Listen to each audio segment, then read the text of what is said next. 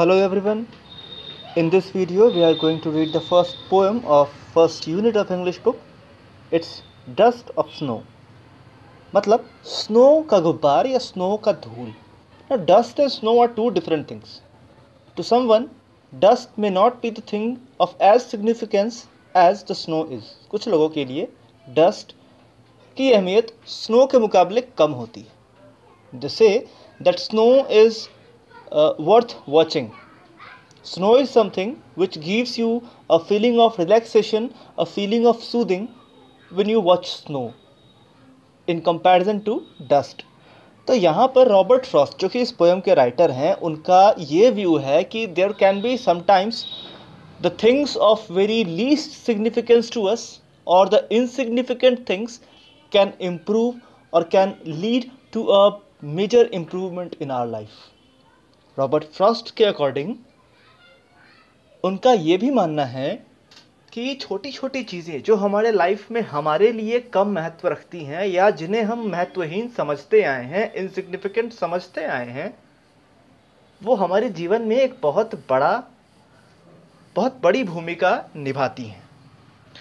Dust of snow एक ऐसा ही poem है, एक ऐसी ही कविता है जिसमें उन्होंने एक ऐसी ही छोटी सी घटना के बारे में बताया है जो उनके साथ घटित हुई और विच completely changed his sentiments for quite a long time.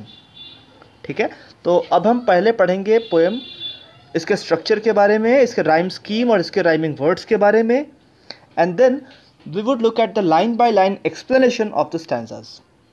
सबसे पहले हम ये देख पा रहे हैं the poem has 2 stanzas and each stanza consist of 4 lines. और एक 4 लाइन के स्टैंजा को कहा जाता है क्वाट्रेन. QUATRAIN. It's quatrain. तो यहाँ जो हमारा फर्स्ट क्वाट्रेन है उसमें राइमिंग वर्ड्स हैं क्रो, स्नो, मी और ट्री. मतलब अगर हम इस पोएम के राइमिंग वर्ड्स के बारे में देखें तो ये है A B A B. So this is the rhyme scheme of this poem. A B further C D means हर अगली पंक्ति जो है वो पहली पंक्ति से राइम कर रही है. Crow, snow, the way a crow, the dust of snow. So it is something which provides a rhyming pattern to the stanza. तो अगर हम इसके राइम स्कीम की बात करें इस पोएम के तो वो है A B. इसके बाद हम आ जाते हैं पोएम के एक्सप्लेनेशन पे. पोएम का जो लैंग्वेज है वो काफ़ी इजी है. And it says the way a crow Shuk down on me. जिस तरीके से एक क्रो ने मेरे ऊपर गिराया, the dust of snow, snow का गुब्बार उसके ऊपर गिराया फ्रॉम अ हेमलॉक ट्री. अभी यहाँ पर आप देख सकते हो the poet is talking about hemlock tree and crow and hemlock. These are something which none of us would like to see every day. Crow, अगर हम ब्यूटीफुल बर्ड्स की बात करें या बर्ड्स की बात करें तो क्रो हमारे चॉइस लिस्ट में हमेशा लास्ट में ही रहेगा. Nobody cares to think about crow. Similarly अगर वो चाहते हैं तो ब्यूटीफुल ट्रीज जैसे ओक, पाइन, सेडार जैसे खूबसूरत पेड़ों की चर्चा कर सकते थे, मगर यहाँ पर उन्होंने हेमलॉक पेड़ की बात की है जो कि which is not so beautiful and is thorns. इसमें कांटे भी होते हैं. तो उन्होंने 2 इनसिग्निफिकेंट चीज़ों के बारे में बातें की हैं, एक क्रो और दूसरा हेमलॉक. मतलब उनके जीवन का 2 इनसिग्निफिकेंट घटना, 2 इनसिग्निफिकेंट चीज़ें जिसने कि उनके जीवन को काफ़ी हद तक बदल कर रख दिया. Further he says, has given my heart a change of mood and saved some part of a day I had rued. अभी सेकंड स्टैंजा में कहते हैं कि इस क्रो ने जब मेरे ऊपर एक बर्फ़ का गुबार मेरे ऊपर स्प्रिंकल किया, बिखेरा, तो इस छोटी सी घटना ने मेरा मूड चेंज कर दिया. उसने मेरे पूरे हृदय को परिवर्तित करके रख दिया. And saved some part of a day. और मैंने अपने दिन भर अभी तक जो कुछ भी पेन, जो कुछ भी sense of upsetness, sense of sadness जो मैंने अपने भीतर समेट रखा था, उस चक्कर में जो मैंने अपने पूरे दिन को बिखेर रखा था, बर्बाद कर रखा था, मैंने अपने उस दिन के कुछ हिस्से को बचा लिया. I found some positivity. He talks about that he has found some sense of positivity from this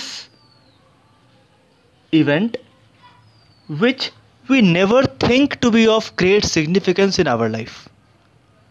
मतलब अगर हम मोटे तौर पे पोएम के मीनिंग और इसके एक्सप्लेनेशन की बात करें तो poet just means to say that there are a lot of incidents which happen in our life and we lament over them, we become sad by thinking many a times over them, but then there are small things in our life which matter the most but we don't look at them or we don't care about them.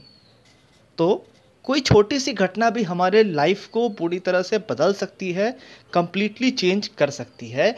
और Robert Frost खुद के through हमें ये message दे रहे हैं that nothing in this world is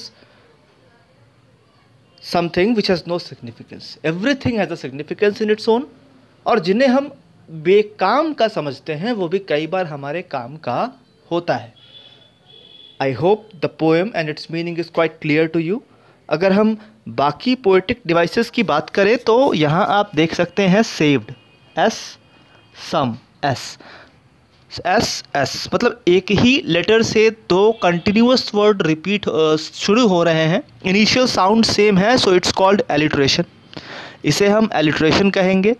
rhyme scheme हमने पहले ही देख लिया. पोएम के 4 लाइन को हम लोग क्या कहते हैं? एक स्टैंजा में अगर 4 लाइन हो तो इसे क्वाट्रेन कहा जाता है. And this beautiful poem, just to take the name of the poet, it's Robert Frost. So that's all for this video. We shall talk about the next poem, that is Fire and Ice, in the next video. Till then, thanks and goodbye.